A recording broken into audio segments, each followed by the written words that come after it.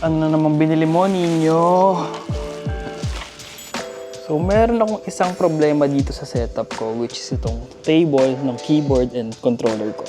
So, kapag naglalaro ako dito sa simulator natin and kailangan ko magbago ng settings dito sa keyboard or kailangan ko mag-type, medyo inconvenient siya gamitin kasi kailangan ko pa iusig yung katawan ko dito. Magta-type ako, tapos titignan ko sa monitor. So, medyo awkward yung position ko and hindi siya convenient gamitin. So, ngayon, nakahanap ako ng way kung paano ko siya magiging convenient gamitin. So, earlier today, galing tayo sa 2nd Street and wala talaga akong balak bilhin. Pero dahil meron akong nakita na madadagdag dito sa setup natin, binili ko na siya and mura lang to, 500 yan. So, papakita ko sa inyo. So, ito siya. This is a monitor mount. Bukod sa monitor mount, pwede mo rin siyang gamitin as laptop mount. So, nabili ko to for 500 yen lang, itong arm, tapos kasama tong laptop mount or laptop stand. So ito, gagamitin natin siya for keyboard. Tignan natin kung magiging convenient ba siya gamitin kapag kinabit natin to. So ang una natin gagawin is kakabit natin tong laptop mount or laptop holder dito sa monitor mount natin. So nung binili ko pala to, meron siya mga kasamang screws. And para makabit tong screws, kailangan natin kunin yung screwdriver natin. Saktong-sakto. Price tag niya. 500 yen. So ngayon na nakabit na natin yung laptop holder, hanapan naman natin siya ng pwesto dito sa drift setup natin. So tanggalin na natin to.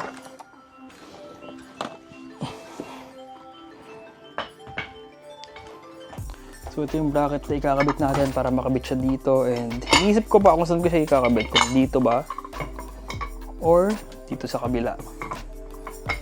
So try muna natin siya ikabit dito. Tignan natin kung okay siya. Huwag na muna natin siya sigipan. Test fit lang natin siya kung babagay. Parang saktong-sakto talaga. So feeling ko sakto na siya dito. So upo tayo.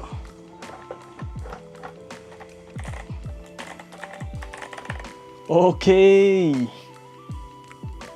Ang sarap na gamitin ngayon. Oh! So kapag nag-drive ako and meron akong kailangan baguhin, very convenient na siya gamitin. Pero for now, i-fix na lang muna natin tong bracket natin kasi shaky pa siya. Pusigin pa natin yung mga tornilyo niya. Mayroon siyang mga arm na hindi ko alam para saan, pero try natin. Explore.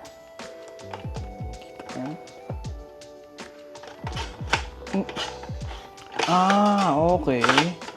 So, pwede mo siya i-safety gamit yung mga arm na to. So, try natin siya dito sa keyboard natin.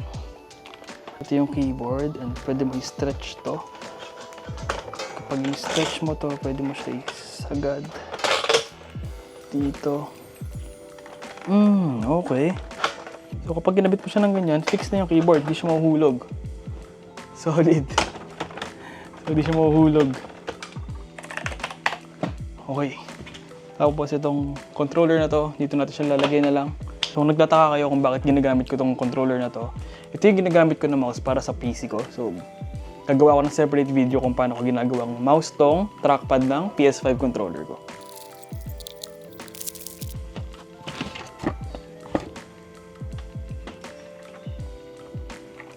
Gagamitin ko siya. Slide natin.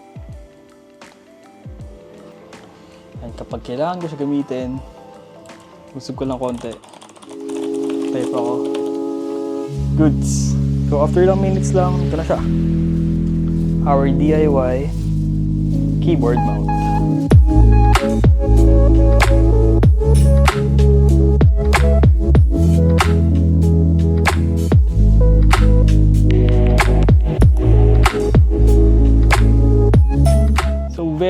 Very convenient siya gamitin na ngayon. Unlike nung previews kahapon, ang hirap mag-keyboard. So ngayon, ito na siya.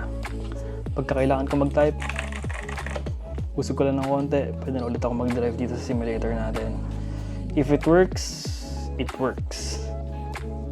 So isang day off na naman na masaya ako, and ayun, sabi ko nga sa previous video ko, wala na ako idadagdag dito. Kung may idadagdag ako yung steering wheel na lang, pero kung meron akong bagay na makikita na magiging convenient ako maglaro or magiging convenient para sa akin, why not, di ba? So ito, 500 yan ko lang nabili to. Multifunctional pa to kasi pwede ko rin siya gamitin dun sa editing setup ko dito sa side. Since mababa yung upuan ko. So pwede na to. So yun lang muna for now. See you on my next one.